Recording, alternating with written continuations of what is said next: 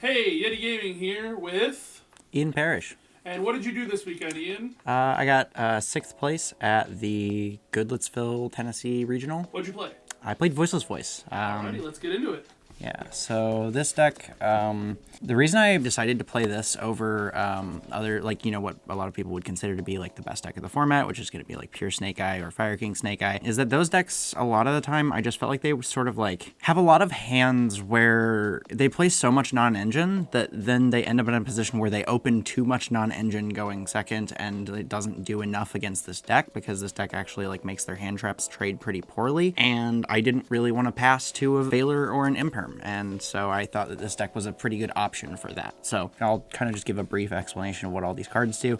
So Lo, she's your main searcher of the deck. Well, she doesn't search. She places one of the spells or trap face up, which then lets you search. She also has an effect that she can be used as the entire tribute fodder for a ritual. And then whenever a light ritual is special summoned to your side of the field, you can bring her back from grave. So there's a lot of ways to be able to like trigger this on your opponent's turn as well. So that like on your turn, you get to place the searcher, and then on your opponent's turn, like have a way to like bring her back again by summoning another ritual, and then you get to place this trap, which can be an interruption. It can get you extra monsters on the board to play next turn. She just opens up so many lines of play in the deck. She's like the most important card. You basically always want to see this in your opening hand, and if you see it in your opening hand, you're feeling pretty good. And then we got 3 Saphira, Dragon Queen of the Voiceless Voice. This is the most custom Yu-Gi-Oh card that I've read in a very long time. This card is absolutely crazy. So she has 2 effects. The first one is she discards herself from hand for cost, and then sends any ritual spell.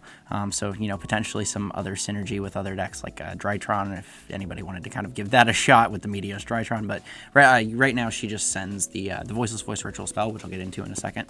And then she adds a light ritual that is a warrior or a dragon from either your deck or your graveyard to hand. One of the only downsides of this is that it can add from graveyard, so sometimes it can get like ghost belled out of nowhere, which is a little awkward, but for the most part, this card is just like your best way to kind of like get to your rituals to really like get your boards going. And she has an additional effect while she's in grave. She can also just banish herself to substitute for a ritual spell. She basically just like kind of is like a 1-card ritual as long as you have the fodder in hand, because she gets you to the ritual and then lets you actually use the ritual instead of having to use the ritual spell, which is now engraved. So this is another one where you just want to see this in your opening hand 100% of the time. If you're seeing this in your hand, you're probably just pretty far ahead and you're feeling really good. And then we play one of this guy, Cerebus, Dragon Sage of the Voiceless Voice. This card was like one of the MVPs this weekend just because of how many like lines of play this like helps you not only like play around, but also like the way that it plays into your opponent's board is really important. He has a first effect that doesn't activate to shuffle 2 spells from your hand or grave into the deck, including a ritual spell, and then he just gets to summon himself. So already he's a level 7, which is enough to tribute for all of your rituals. He is a 2600 by 2800 body, which is just a lot of damage sometimes. And then whenever your opponent activates a card or effect, you can bounce him to your hand. It bounces for cost, by the way, which is also very important. This gets around so many different things and just sort of forces your opponent to not be able to interact with this in the way that they want to. You can't imperm it, you can't Veiler it, because I'll just chain the effect, and by the time the effect is activated, it's already back in my hand, which is just really strong. And then lets you special summon one of the rituals from either your hand or your deck. Usually you'll want to end on this on your turn, and then when your opponent plays their first card, you can bounce this to your hand and then like summon one of the rituals, and if Lo is engraved, then Lo triggers to come back and then place another spell trap. So it just sort of opens up all these like lines of play to be able to play on your opponent's turn and gain extra card advantage. And then like he has so much recursion because he bounces back to your hand, and then you can summon him again the next turn by like sending a ritual spell to grave with Saphira, being able to ritual summon with this, and then keep playing with this. It's just a way to push for damage. It's a way to like put on pressure on the board. It's a way to play into your opponent's boards. It's just, this card just does everything. It is a little bit of a brick in your hand, and that's the main reason you play one. Usually once you have one in rotation, you're good, because this card's never really hitting the grave, because it's just kind of going onto the field and then back into your hand. And then maybe a familiar face for some people is Cerebus, the Ancient and Ascended. This card is very, very good. It has a in-hand effect that kind of acts like a hand trap, where whenever your opponent activates a card or effect that targets a monster you control, you can discard him from hand and you negate the activation. And then on top of that, he has an on-field effect where he bounces to hand to negate an inherent summon and then banish the monster, which again is very strong, especially into like Promethean Princess, Link Karibo, those kind of things in the fire decks. And the card's just like, it's a 2600 body, 2800, and it's just like, it's a hard thing to get over, and also just puts on a lot of pressure, makes them take very weird lines of play to be able to like get through, because they don't want to link summon to get rid of it, because otherwise you just banish it. And then the new ritual is Skull Guardian, which is a retrain of the old Skull Guardian, for anybody who knows what that card is. It's just an old like ritual vanilla Skull Guardian, Protector of the Voiceless Voice. So this is your like boss monster. This is the card that like makes the deck go. All of these cards, like, they help the deck get started, but this is where the power of the deck is. So this one is 2050 by 2500, and then while you control low on the field, he also has an Omni Negate and Destroy for the activation of a card. But on top of that, when low is on the field or in the grave, he gains another 2050, so you're sitting on like a 4100 body that has an Omni Negate attached to it, and it's just very strong. This card is like very hard to deal with, just because like 4100 is a lot of attack, and usually you have ways to kind of keep this card from getting removed by card effects, whether it's by having a Cerevis in hand to protect from targeting, or the other spell, the continuous spell, protects you from targeting as well. So this card's just like such a difficult card for your opponent to out, and the threat of it having the Omni Negate is just such a massive amount of pressure that it forces them to deal with this as like their first line of defense, which can be very difficult and makes them expend a lot of resources just to be able to get rid of one monster on the board. So that's all of the monsters for like the Voiceless Voice stuff. I'll go ahead and run through the rest of the Voiceless Voice engine, because I just kind of have all that stuff set up first. So then we have another very, very, very important card, which is called Barrier of the Voiceless Voice. So it's a continuous spell. You're usually placing this face up by normal or special summoning low. And this has an effect that just once per turn, you can just search a Voiceless Voice card, which is also important because if you need to hard ritual with this and you don't have a way to Saphira, that's great.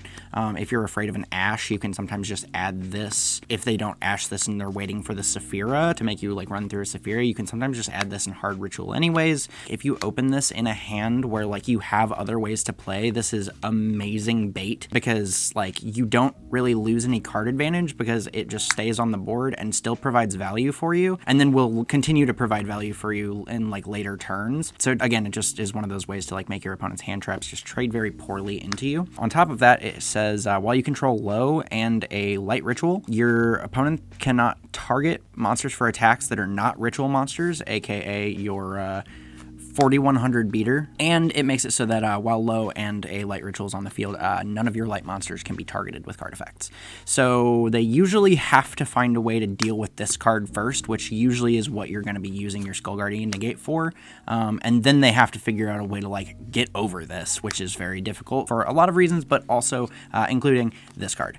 So this card is just used to ritual any light ritual, but the effect that ends up coming up a lot more, because it's usually in your graveyard from Saphira, is that whenever a light ritual leaves your field by your opponent's card effect, you can banish it from your graveyard, and then special summon Cerevis, Skull Guardian, or the Ritual Saphira, which you don't play, unfortunately. The card is not very good, but it's just like a way to like put things back on the board. Like a good example of something that happened in my round 3, I believe, against Vanquished Soul, was I was like on like an end board where I had like low and Skull Guardian and this in the graveyard. My opponent activated Super Polymerization and then got rid of these two, and then we went ahead and activated the effect of this and then put another Skull Guardian on the board, which then triggers the low engrave, and then the low comes back, and now you're in the exact same position, and then low triggers to get you another like continuous spell or trap. So it's honestly like you're going +1 off of their super poly. This card's just such a good failsafe. Just keeps you safe from so many things, and it usually just makes sure at the very least that you don't die, so you have like a way to play next turn. And the final Voiceless Voice card is this card, Radiance of the Voiceless Voice. So again, one, it's a bit of a brick in your opening hand, but if you're placing it face up with low, or you're like searching it off of barrier, it's very good. It just has 2 effects. You can only use 1 effect during a turn, and only once that turn. The first effect, which is the one that you will use the most commonly, is going to be shuffle a light ritual, warrior, dragon, or ritual spell from your hand or grave into deck, and then you can either add or special summon a Voiceless Voice monster from deck. So it also creates a lot of lines of play where you're able to get to this card on your opponent's turn, like at the start of their main phase. So then the next time they activate a card effect, you're still getting into another ritual. Sometimes you have a low engrave, get to put extra bodies on the board, etc., etc., etc. And then on top of that, it just has another effect that is also, again, like kind of a failsafe for interruptions. It just lets you target cards on your opponent's field up to the number of light rituals you control, and then destroy those cards and this card. So the main thing about this is you do not have a way to recur this. So usually you are basically holding that effect for like a last resort, because this card provides a lot of value and a lot of extra like advantage while you're shuffling back and summoning or adding more cards. And so you kind of just want to get every little bit of value that you can out of this card, and then use the pop when it is like 100% necessary. But when it's necessary, it wins games. This is actually what won me my last round. My opponent had a Divine Temple on board, and it was boosting his monsters by 1100, and I just needed to get the extra damage, and I activated this effect, I popped it, and then I ran over a Jet Synchron and won the game. So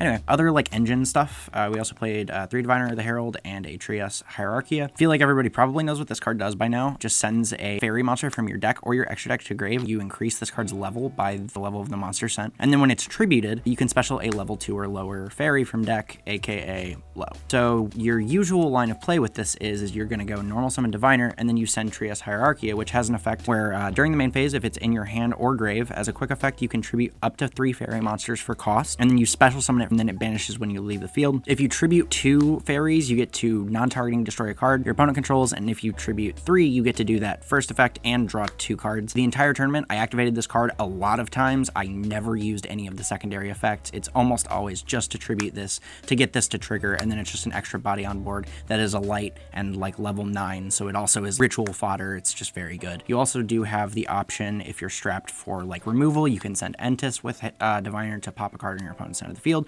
or you can send Herald to get a search for a ritual or a ritual spell. So, and then the last bit of like engine that I played, which honestly was just like the best cards in my deck for the most part, was 3 Branded Fusion, a Fallen of Albaz, and a Jowgen the Spiritualist. These cards have such a fantastic synergy with the things that the Voiceless Voice deck does, mainly just because it provides so many ways to, 1, punish your opponent's hand traps. So for example, if you normal summon a Diviner, and then this gets Veilered, Impermed, Ashed, if you have this, you can just do this, and then you can send Albaz and Trias to be able to summon Albion, and then Albion banish this, and itself to summon Mirror Jade, and then you have this engraved to still be able to tribute this off, and basically just get extra value, and they just went -1. It also like opens up ways, like if you have a way to low, but you don't have a way to ritual summon, you can send like Albaz and Saphira. If you have a way to a ritual, but you don't have a way to low, you can send Albaz and low, and then when you ritual summon, then low gets to come back. It just opens up so many lines of play, so many ways to play around your opponent's hand traps, and it kind of makes your deck just so adaptable. I mean, every game that I played that I saw this card in my hand, it just felt like I was so far ahead. Even if I wasn't going for the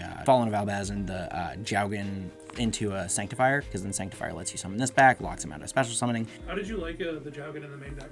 Honestly, like, it was so good when it came up, because the thing is like sometimes you just like don't see the Branded Fusion in your opening hand going first, and then this card's kind of just a dead card in your deck. Although I guess it can act as like a board breaker sometimes, which is sort of important. The only time that came up, I still lost the game, but it was okay. But I mean, there were multiple times where like I basically just like made the Sanctifier and then like summoned this on their turn, and they kind of just like looked at their hand and were just like, let's go to game 2. This card just like sometimes it feels like it's just stealing game 1s for you that otherwise you would have had to have worked a lot harder for. You save a lot of time on the clock as well. It just gives you so much extra wiggle room in terms of like just feeling safe in your game 1s, because I think that's one of this deck's biggest issues, is that sometimes it can feel a little fragile game 1s because your side deck is like very much backing up your game plan in a way that reinforces everything that you have in so many different ways. This just feels like your way to do that going first. I had this in the side deck for a long time, and I actually made like the last minute decision to put this in my main deck, and I'm so glad that I did. And then just some consistency cards. I played 2 pre-prep and 2 prosperity. This was sort of a last minute decision on this ratio as well.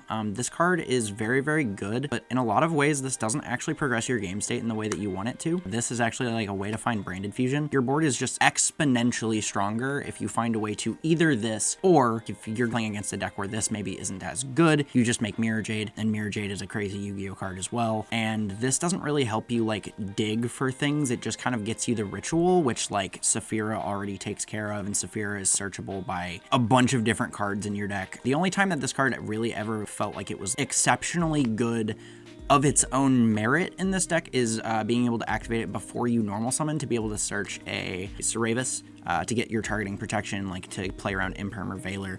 Apart from that, I honestly think this card is just like strictly better because it just gives you so many more options, lets you kind of diversify a little bit instead of like, you know, funneling you down to just like a ritual spell. The amount of times that you're hard summoning with the ritual spell is like pretty non-existent, to be entirely honest. And so having the ritual spell in your hand doesn't really do much for you. Sometimes it matters, but I feel like a lot of the times that it matters, you're already on the back foot. So I felt like this ratio, especially on this, the 2 of this was pretty correct. I was on 42 cards in the main deck, and this just felt right. It just kind of, whenever I see this card in my hand, I felt like I was actually pretty far ahead. Realistically, I would love to find the space to like stay at like 42 and like play 3 of this, but honestly, I might just go to 43 and just play a third. Like I said, every time I saw this card in my opening hand, I just felt like I had so many more options. You can either start playing to try to see where they're going to interrupt you to then like play this accordingly. Like you can like get a bunch of searches out. If you're not as scared of hand traps against a certain deck, you get a bunch of searches out to just sort of like thin down your options to see like another hand trap or another imperm to be able to like interrupt them on their turn. It lets you see branded fusion. Post side, it lets you see your floodgates. It lets you see your board breakers. This card's just incredible. I think this ratio felt pretty right to me. Like I said, I would like a third one of this, but if I can't find the space, I can't find the space. And then for the last cards in the deck, it's just the hand traps. We got 3 Ash, 3 Veiler, 3 Nibiru, and 3 Infinite Impermanence. This card's value, this format, I mean, every format, this card is very good, and I feel like that's something that everybody just like hears all the time, but especially this format, talents is everywhere, and this card doesn't turn on talents. It's also just like so versatile. Drawing this as like a 6th card just doesn't feel awful. It's good going first, it's good going second. I'm never upset about seeing this card in my hand, like ever. Honestly, seeing multiples doesn't feel bad either. So this card was just incredible all day. This card, I actually didn't see it that much during the tournament, but in testing, this was one of the best cards in my deck. It just kind of puts a check on your opponent, makes them play around a lot of things that, you know, otherwise they might not have to play around. And I don't know, the card just felt very solid during the day, even when I wasn't necessarily seeing it, just because always seeing the effects of my opponent playing around Nibiru to be safe makes their board weaker sometimes. 3 Veiler felt fine. This card like almost always got sided out when I was going first, just because it's only during your opponent's turn. Only other thing is that like you can't use this under Shifter, which was relevant. I played against 2 Shifter decks in Swiss as well, but for the most part, the card's just very, I mean, it's Veiler, it does what it does, and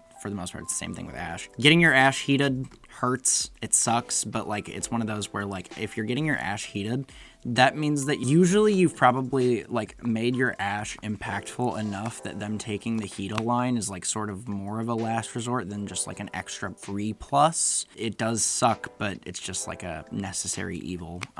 So anyway, that's the main deck, 42 cards. Any other hand traps that you might have considered? Honestly, after the event, I actually was very much in the camp that I think I wish I had Ghost Mourner in my deck, because there were a lot of scenarios where, like, if I opened, like, this, plus this, plus this, right? If my Snake Eye opponent opens literally all gas, like, they would still be able to get to a board, but, like, if this was a Ghost Mourner, like, their turn was just over. I think Mourner's, like, a little bit awkward just because it has a lot of matchups where it's not as applicable just because of the restriction on it. Mourner also randomly, like, helps you with chipping down life points, maybe like something in time. But for the most part, as far as like the main deck hand traps go, these all just felt kind of like the mandatory ones. So realistically, if I was gonna find any space for Ghost Mourner, I would have to be playing more than 12 hand traps. So anyway, that's the main deck. We'll go ahead and do the extra deck as well. So 1 Relinquished Anima. This card came up no times for the effect. It came up 1 time to be able to make SP and actually get the banish. In testing, it's fine. Yeah, the effect might not come up if you're playing against good players all day, but when the effect does come up, it just like puts you so far ahead and wins you games, and also just like helps you punish your opponent for playing poorly. I definitely would not consider cutting this card, even though it didn't do too much for me at the event. Dynamondo, actually very much in the same camp with this card. I actually didn't make this a single time in all 8 rounds of Swiss, which was kind of crazy to me. This card is like such a good piece of spot removal. It lets you recycle your rituals, lets you like play on your opponent's turn, and it's just such a value card. And I was really surprised that I didn't end up making it, but the scenario just didn't necessarily come up where I needed it, so that's totally okay. But this card is also incredible in this deck, and it definitely would not remove this.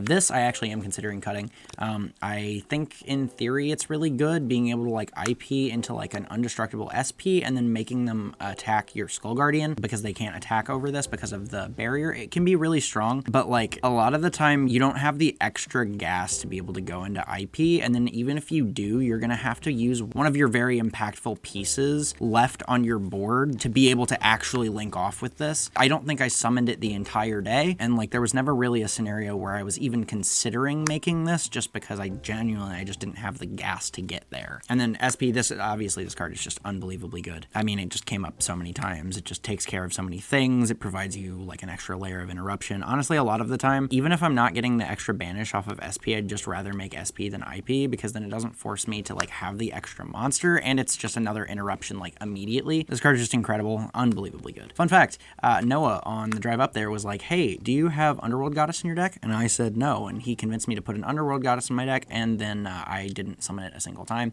I didn't even think about summoning it a single time. This card did nothing. These cards are probably realistically going to get cut. It was another one of those where like it was fine in theory, just in practice it didn't do too much, but you know, that's just how it goes sometimes.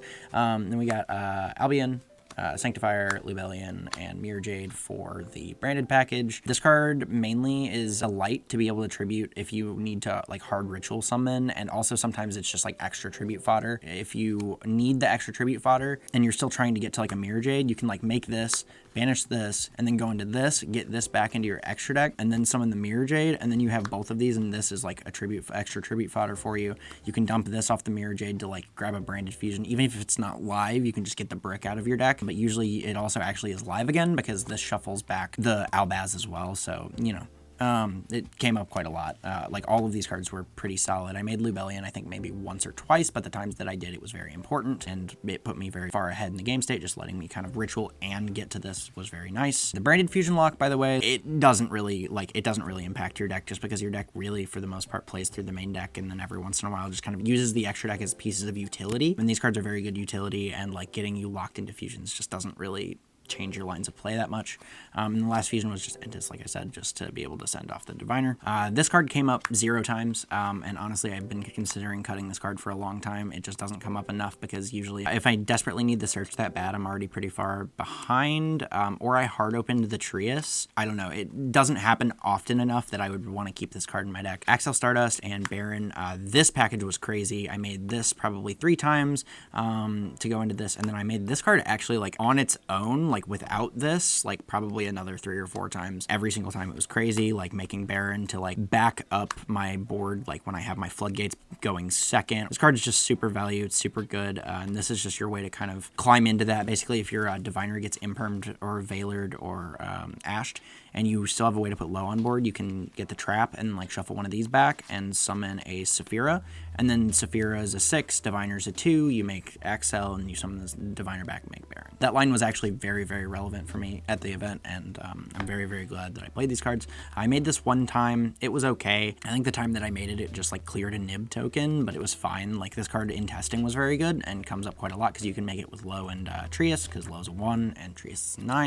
And then the last card was Typhon. I've been conflicted about this card for so long, just because it's one of those cards where I feel like it never comes up, but I can say confidently after this event that this card is not coming out of my extra deck for quite a while. It doesn't come up very often, but when it comes up, there is no other card in your deck that could possibly win you that game, and that was what happened with this in my last round. I summoned this card 1 time during the day, and it was during that match, and it was arguably the most impactful card to let me win that game. I can't really imagine taking this out, even if it does absolutely nothing. It's just a free Prosby banish, I guess, which is fine. The card is just incredible. That's the extra deck. It's 15, obviously. And then for the end here, we got the side deck. Side deck, in this deck, I had been really shaky on for a while because I wasn't really feeling like I had found the cards in my side deck that were like doing enough for me, and I felt like they weren't very impactful when I had them. And I think I realized that it's because I was kind of just trying to make my side deck exclusively cover all of my matchups instead of trying to fix like my lose conditions. So like during testing, most of the time my loss conditions were like board breakers, like Dark Ruler, Lightning Storm, Feather Duster, or like Bestials hitting the low out of grave, which was really important. So as far as the Bestials go, that's what these are for. And then these are also just good into the Snake Eye deck. Going second against Snake Eye decks, you just want to fill your deck with as many hand traps as possible. And this card is one of those as well. That's actually pretty impactful, and it helps you play around some of your lose conditions. This card was pretty relevant in the event, and I liked it. I thought it was really good. This I definitely wouldn't change. I was on 2 Fenrir. I swapped it out. I was only playing 2 Fenrir for the event. I actually swapped it out after, but this card overperformed. This was like arguably the best card in my side deck, just because this puts on so much pressure putting it on the board. You summon the first one, and you can search the second one, and then you can use this as like ritual fodder, and then like also just get extra value off of this. It's a good card going second. It's even better going first. It just feels like that extra push that your deck needs to like put more pressure on your opponent, make them take more weird lines of play, or just like get extra stuff off the board to force them to have more extenders and maybe, you know, just run them out of resources. And then I was also on Druis Worm, Drake, Magnuma, and then the last Fenrir that I swapped out was actually a Bestial Saronir. These cards were very good, mainly just like this overperformed, and so the reason that it's actually getting switched into this after this event is just because like the Saronir just wasn't doing as much as like I thought the third Fenrir would do. All of the Bestials were super solid. They were also very helpful all day. I played against like a Centurion and it was good. I played against a bunch of Pure Snake, and like every time I sided in hit like the Link Karibo or the IP against Pure Snake, it was good. Sometimes also it's just like a good way to deal with Appaloosa. Like you just like can banish a Dia Bellstar and then just put a 2500 body on the field, and they have to either make a format Appo, or it forces them to take weird lines to like expend extra resources to like actually get the body off your board so that you can't just like kill their Appo. Very helpful. These cards were great. And then the other cards, this card is just its talents. This, I really wish I could find the space for this in my main deck. Every time I activated this card, it was like putting me so far ahead in the game, looking at my opponent's hand, ripping a hand trap to be able to make sure my plays were safe, or like taking like an Appaloosa, or taking just like a big boss monster that like I was going to have a hard time outing, was just so strong. This card is absolutely incredible. And the last card I played was 3 Anti-Spell. Like most of the people that I've seen with this deck are on summon limits instead, and sort of just going back to what I was saying about my like lose condition being board breakers, this card just helps me play around a lot of those. And also against the Pure Snake Eye deck, their power ceiling gets lowered pretty hard. It's good against a lot of like other random stuff. Like this card's actually better against a lot of the shifter decks than summon limit is. It's insane against Flu. It's pretty good against Kashtira. I mean, this card is just messed up. This card needs to get banned, like desperately. Like Konami, please get rid of this card. This card is so unfair and so unfun, but it also wins games, which is why it's in my deck. So that's the deck. My matchups during the day, let's see, round 1 I played against Traptrix. He shifted me twice and I just played through it. Round 2 I played against a Pure Snake Eye, and that was actually my only loss. That was the one where I said I Nibiru'd in the wrong spot and it kind of cost me the game. Round 3 I played against a Vanquished Soul. That one went by pretty quick. I think it was 2-1 still, but game 2 he basically just had a floodgate, and then in both games that I went first I won. Round 4 I played against another Pure Snake Eye player, and I absolutely mollywopped him. I basically just like Veilered the Diabell like 2 times, and then he like set an imperm and passed, and it was really easy to just kind of kill him from there. Round 5, I played against a Centurion, which honestly was probably, weirdly, like the most difficult match of the day. He just had so much gas and like was able to play through so many things, and it was actually really, really hard for me to interact with his board, but I did come out on top on that one, which was nice. Round 6, I played against Flu Wanderese. He shifted me a couple times, and again, I just played through it and worked around it. So your deck doesn't like hard lose to shifter as much as people seem to think that it does. Round 7, I played against another Pure Snake and basically had the exact same experience as Round 4, where I kind of just like Veilered or impermed his Diabell, and then he set one and passed. I think game 1 he like normal summoned a Mourner and made Baron, and then I just like won anyway. And then my last round was a really, really solid game. It was actually like a really cool match, and I had a lot of fun with that. I actually lost game 1. Game 2, I won pretty quick because I had like Anti-Spell plus like multiple negates with Baron and Skull Guardian. Game 3, I honestly thought I had lost it because he dropped a deck lockdown on me, which is really good. Weirdly, into this deck, that card is like super messed up, but I managed to, you know, just tide myself over and not die through the deck lockdown, and then past that, once it kind of ran out, I was just able to play a long, grindy game and eventually just got there. So I went 7-1. It was great. It was a lot of fun. Any shoutouts before we finish up here? Let's see. We got, I mean, obviously all the Yeti folks for being supportive, and, you know, I mean, I've been coming to this store and playing this game since I was like 8 years old. So, you know, they've always been a massive like force behind me, like letting me play the game and just, you know, have fun and enjoy it. And then we've got Noah, who was the person I rode out there with. We ended up taking his car because my headlights said, no, we're not going to work that morning. And we were leaving at 4:30 to try to get out to Nashville. So I'm glad he let us take his his car. My buddy Julian, just a good testing partner and, you know, dude to bounce theory off of. He was sending me messages during the day encouraging me, you know, parents, girlfriend, all the people you would expect. So. Alrighty, well, thank you, Ian. That's going to do it for us today. Check us out, Yeti Gaming here in Crestwood, Missouri. Check out our website, yetigaming.com, and check out our YouTube channel, Yeti Gaming Live. Make sure to like, support, share, do all of that great stuff so we can continue to provide you with more excellent content. Hit the bell, too, so you know when new videos come out. Absolutely. Thank you again, Ian. Of course, thank you. Alrighty, take it easy, guys. See ya.